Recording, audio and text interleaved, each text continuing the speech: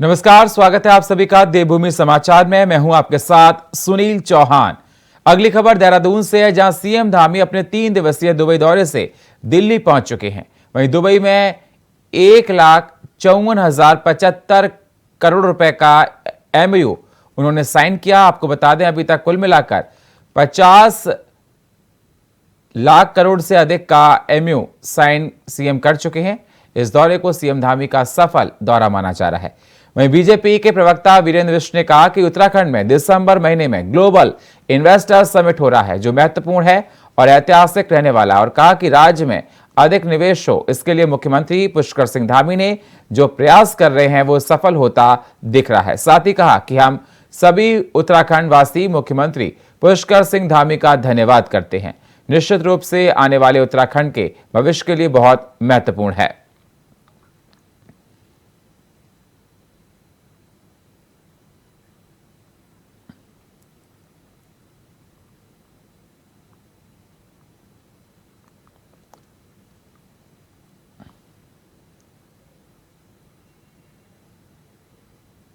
उत्तराखंड के सीएम धामी ने global investor summit के तहत पहले लंदन, बर्मिंघम, दिल्ली में और अभी दुबई और अबू धाबी में तमाम निवेशक समूह के साथ बैठक की। तो वहीं पर्यटन, स्वास्थ्य, शिक्षा, फार्मा, कृषि, एग्रो के क्षेत्र में निवेशकों से काफी करार हुए हैं। तो वहीं काफी प्रस्ताव भी प्राप्त हुए हैं और देश के अन्य शहरों में भी निवेशकों के साथ संवाद और रोड शो किए जाएंगे।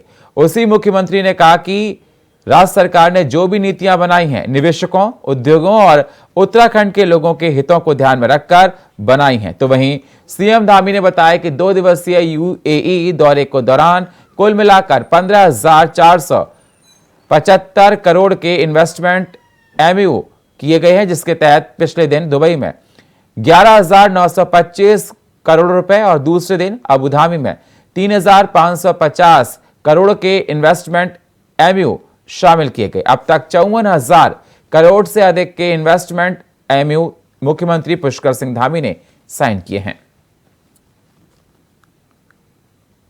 देखिए, ये ग्लोबल इन्वेस्टर समिट जो हमने करने का और इसका सम्मेलन देहरादून में आयोजित करने का काम आगे बढ़ाया है, उसके तहत पहले हम लोग लंदन में और बर्मिंघम और दिल्ली में और अभी दुबई और अबू धाबी में पिछले 3 दिनों से लगातार विभिन्न निवेशक समूह से मिले हैं। इसमें पर्यटन के क्षेत्र में, स्वास्थ्य के क्षेत्र में, शिक्षा के क्षेत्र में और बहुत सारे कृषि, एग्रो, इन सभी फार्मा के क्षेत्र में बहुत सारे निवेशकों से हमारे करार भी हुए हैं और बहुत से बात भी हुई है। सभी से बात करने के बाद एक बात जो हम लोगों को कहीं ना कहीं उत्साह प्रदान करती है कि हमारा काम बहुत तेज़ी से आगे बढ़ रहा है। लोग उत्तराखंड आने के लिए, लोगों के अंदर एक मन में आकर्षण भी है, उनकी चाहत भी है कि उत्तराखंड में अपना उद्योग और निवेश करना चाहते हैं और हजारों करोड़ के निवेश हमको इस यात्रा में भी उनके साथ करार के रूप में प्राप्त हुए हैं और बहुत सारे प्रस्ताव भी मिले हैं और निकट भविष्य में हम देश के अन्य शहरों में भी इस प्रकार के निवेशकों के साथ संवाद करने वाले हैं, रोड शो करने वाले हैं और ये काम हमारा निरंतरता से चलेगा। अगली खबर रानीखेत से है, जहां जीडी बिरला मेमोरियल स्कूल ने 36वां स्थापना दिवस मनाया है। आपको बता दें, मुख्य अतिथि केआरसी के लेफ्टिनेंट कर्नल वीएस धानू ने दीप प्रज्वलित करके कार्यक्रम का शुभारंभ किया। वहीं प्रधानाचार्य आसिम अली ने पुष्प गुच्छ से मुख्य अतिथि का स्वागत किया है। साथ ही छात्र छात्राओं ने बहुत ही मनमोहक कार्यक्रम प्रस्तुत किए और मुख्य अतिथि ने कार्यक्रम की प्रशंसा की और सभी को मेहनत करके बेहतर शिक्षित होने की बात कही है।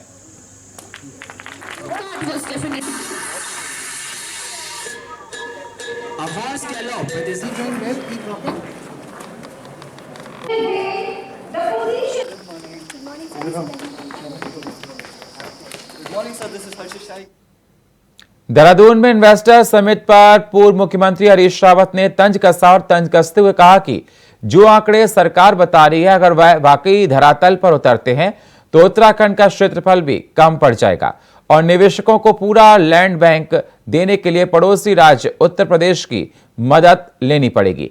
वहीं कांग्रेस नेता नवप्रभात ने कहा कि राज्य सरकार को जो कोशिश कर रही है उसका कांग्रेस स्वागत करती है। साथ ही कहा कि किसी भी निवेश को लाने के लिए निवेशकों को यह भरोसा दिलाया जाता है कि उनका पैसा सही जगह इस्तेमाल हो रहा है। जितना रुपए का इन्वेस्टमेंट साइन कर रहे हैं, यदि वो सब इधर आ जाए तो उतनी तो हमारे पास टोटल हमारा क्षेत्रफल नहीं है, वो तो क्षेत्रफल से भी बाहर निकल जाएगा। बल्कि उत्तर प्रदेश से योगी जी से मांगना पड़ेगा कुछ क्षेत्रफल, और योगी जी ने भी जितने का एमओयू पहले साइन किया है 2018 के अंदर, उसके लिए उत्तर प्रदेश तो छोड़ो, मध्य प्रदेश का क्षेत्रफल कम पड़ जाएगा। अब इन्वेस्टर समिट का तो मैं स्वागत करता हूं और ये आशा करता हूं कि हम एक ऐसे वातावरण में लोगों को ला पाएं जहां उन्हें विश्वास हो कि उनका निवेश खराब नहीं होगा। पर इसके लिए विशेष सावधानी राज्य सरकार को ये रखनी पड़ेगी कि जिस तरीके से यहाँ सांप्रदायिक माहौल को खराब किया जा रहा है, अगर ये परंपरा जारी रही तो हम फिर किसी भी इन्वेस्टर को ये कन्विंस नहीं कर सकते कि उसका इन्वेस्टमेंट उत्तराखंड में आने के बाद उसको कठिनाई नहीं होगी।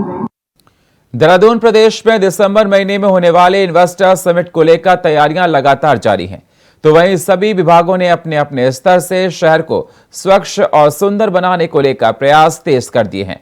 आपको बता दें, पीडब्ल्यूडी, ऊर्जा विभाग, जिला प्रशासन, सभी विभागों की ओर से सकारात्मक प्रयास किए जा रहे हैं। उसी दौरान शहरी विकास मंत्री ने बताया कि जल्द ही सभी कार्य पूरे कर लिए जाएंगे और राज्य में इंफ्रास्ट्रक्चर और रोजगार को बढ़ाने के लिए सरकार लगातार काम कर रही है।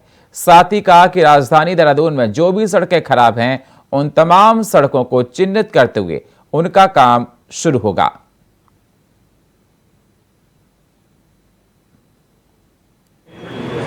उपभोक्ता जो रजिस्टर्ड हुए हैं इस सितंबर तक, अगस्त तक 47,134 है और जो बिल अपलोड हुए 2,10,382 है और इनका कुल बिल का मूल्य जो है वो 82 करोड़ 60 लाख है। इसलिए मैं आपका बहुत बहुत धन्यवाद कर रहा हूँ, बहुत बहुत आपका अभिनंदन कर रहा हूँ।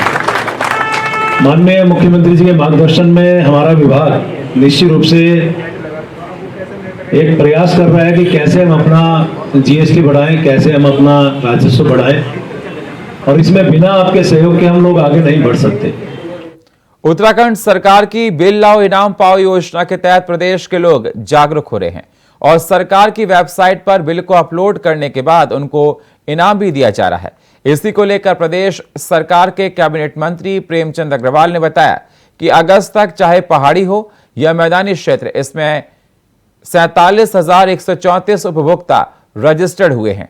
अभी तक राज्य सरकार के उपभोक्ता पोर्टल पर 2,10,382 उपभोक्ताओं ने बिल अपलोड किए हैं।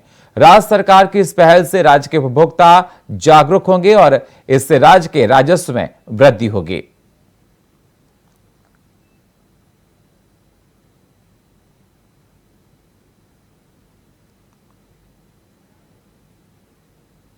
रुड़की में पूर्व मुख्यमंत्री हरीश रावत के नेतृत्व में गुरुकुल आसान से एसडीएम चौक तक किसान सम्मान यात्रा निकाली है, जिसको लेकर सैकड़ों की संख्या में किसान ट्रैक्टर पर सवार होकर यात्रा में शामिल होने के लिए निकले।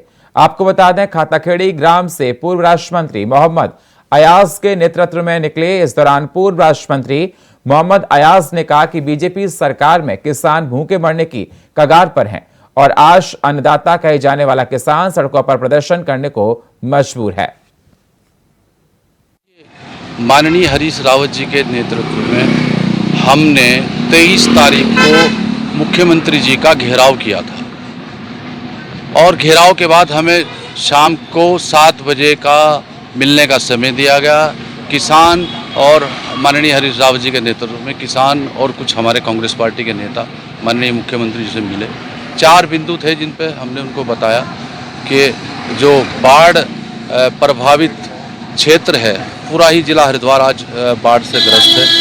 यहाँ का जो प्रदेश सरकार ने जो 1100 रुपये मुआवजा एक किसान के साथ एक भट्टा मजाक करने का काम किया है, जबकि अगर किसान की फसल की बात करें, गन्ने की बात करें तो किसान का जो नुकसान का बात है तो वो तकरीबन 25 से 30 हज़ार रुपये पर बीघा गन्ने की फसल में नुकसान है। धान पूरी तरीके से बर्बाद हो चुका है।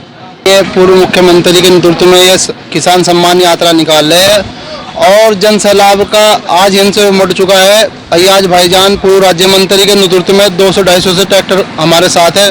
आप देख सकते हैं रैली नहीं रेला है और आगे भी इससे बड़ा काफिला खड़ा है हमारा जो हमारे साथ मिलेगा और किसान में बहुत आक्रोश है। आप देख सकते हैं अय्याज भाईजान के साथ में यहाँ पे हजारों किसान साथ है और ट्रैक्टर यहाँ 200-250 हमारे साथ है और बाकी आगे खड़े हैं। और इसी तरह के अंधी बहरी गूंगी सरकार को जगाने का काम हमारे माननीय पूर्व मुख्यमंत्री जी कर रहे हैं और साथ में हमारे अय्याज। अगली खबर देहरादून से है, जहां इजरायल और हमास युद्ध के बीच भारत सरकार ने खुलकर इजरायल का समर्थन किया है। तो वहीं हमास ने जब इजरायल में लोगों को मारना शुरू किया तो प्रधानमंत्री नरेंद्र मोदी ने इजरायल के समर्थन में ट्वीट करते हुए लिखा था कि भारत इस मुश्किल घड़ी में इजरायल के साथ खड़ा है। वहीं प्रधानमंत्री के इस बयान के बाद विपक्षी नेताओं के प्रतिनिधिमंडल ने भारत में फिलिस्तीनी राजदूत से मुलाकात की। इस मुलाकात पर प्रधानमंत्री नरेंद्र मोदी ने कांग्रेस सहित पूरे विपक्ष को आतंकवाद का हितैषी बताया, जबकि कांग्रेस प्रवक्ता सुजाता पॉल का कहना है कि कांग्रेस आतंकवाद का कभी समर्थन नहीं करती है। साथ ही कहा कि प्रधानमंत्री नरेंद्र मोदी को अपने विदेश मंत्रालय से भी पूछना चाहिए कि आखिर वह बयान जारी करके क्यों कहता है कि उसकी नीति कांग्रेस सरकार जैसी है। सच्चाई तो ये है कि प्रधानमंत्री क्या कहना चाहते हैं और हमारा विदेश मंत्रालय क्या कहना चाहता है, दोनों में इतना विरोधाभास है कि अब तो जरूरत है कि प्रधानमंत्री जी बता दें कि विदेश मंत्रालय उनका है या किसी और का, क्योंकि वो अपने फॉलोअर्स को जो चुनाव आ रहे हैं उसको प्रभावित करने के लिए कोई और संदेश दे रहे हैं। सच्चाई है कि अरिंदम बागची जी जो स्पोक्स पर्सन है हमारे विदेश मंत्रालय के, उन्होंने साफ कर दिया एक प्रेस ब्रीफिंग के दौरान कि हमारी विदेश नीति वही है जो कांग्रेस के समय में थी। कैसे? उन्होंने ये कहा कि फिलिस्तीनियों का जो अधिकार है उसके लिए जो लड़ाई है उसके साथ खड़ा है भारत, और किसी भी आतंकवादी घटना का तो हम कभी समर्थन नहीं करते। अगर आप देखें कि जयराम रमेश जी ने पहले दिन ही जो ट्वीट भी किया वो क्या था, उन्होंने कहा कि अगर कोई भी आतंकवादी घटना होती है या हिंसक रास्ते का इस्तेमाल किया जाता है, और उन्होंने शब्द इस्तेमाल करे ब्रूटल अटैक के, उन्होंने कहा कि अगर इस तरह का ब्रूटल अटैक किया गया है इससे जो मकसद है फिलिस्तीनियों का वो कमजोर होता है। देहरादून में नगर निगम के वार्डों में स्वच्छता समितियों के माध्यम से कार्य कर रहे हैं। आपको बता दें 1998 कर्मचारी की नियुक्ति पर नगर निगम प्रशासन ने भी जांच शुरू कर दी है। वहीं राष्ट्रीय सफाई कर्मचारी आयोग ने इन कर्मचारियों को नगद में वेतन देने और पीएफ कटौती नहीं करने पर नगर निगम से विस्तृत रिपोर्ट मांगी है। इस पर नगर निगम ने कर्मचारियों का रिकॉर्ड खंगालना शुरू कर दिया है।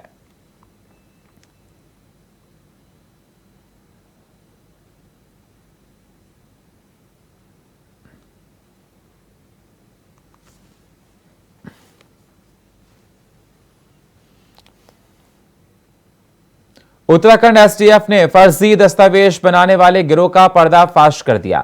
आपको बता दें कुछ दिनों पहले जम्मू कश्मीर पुलिस ने रामबन जिले में 34 किलोग्राम हीरोइन के साथ एक नार्को आतंकी मॉड्यूल का भंडाफोड़ किया था। तो वहीं पुलिस पूछताछ में सामने आया था कि बरामद की गई कोकीन सीमा पार से लाई जा रही थी। पकड़े गए तस्करों ने तलाशी नाकों पर चेकिंग से बचने के लिए फर्जी कागजात और फर्जी नंबर प्लेटों का इस्तेमाल किया गया था।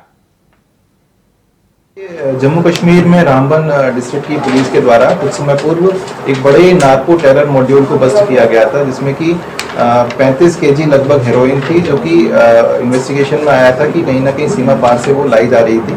तो इस संबंध में वहाँ पर एनडीपीएस और यूएपीए एक्ट के अंतर्गत केस रजिस्टर किया गया था और कुछ लोगों को वहाँ पर अरेस्ट किया गया था। तो इस दौरान ही इन्वेस्टिगेशन के दौरान ही सामने आया कि जो व्हीकल्स यूज़ किए जा रहे थे और जो लोग इसको कैरी कर रहे थे उनके जो आई कार्ड्स थे वो सारे ही फोर्स थे। उनसे इंटरोगेशन में सामने आया कि ये जो डॉक्यूमेंट्स हैं और जो नंबर प्लेट्स हैं ये रुद्रपुर उधमसिंह नगर से इनको सप्लाई किए गए हैं। तो उसमें उस सूचना पर उत्तराखंड एसटीएफ ने आगे काम करते हुए इसको। देवप्रयाग में संगम के पास भागीरथी नदी की खाई में ट्रोला गिर गया। सभी दुर्घटनाग्रस्त ट्रक में भीषण आग लग गई। आपको बता दें, टोला रेलवे परियोजनाओं का सामान लेकर जनासू से देवप्रयाग जा रहा था। सूचना मिलते ही मौके पर पहुंची पुलिस ने एसडीआरएफ की टीम मौजूद रही। और फिलहाल देवभूमि समाचार में इतना ही। बाकी खबरों के लिए आप बने रहिए इंडिया वॉइस के साथ। तब तक के लिए नमस्कार।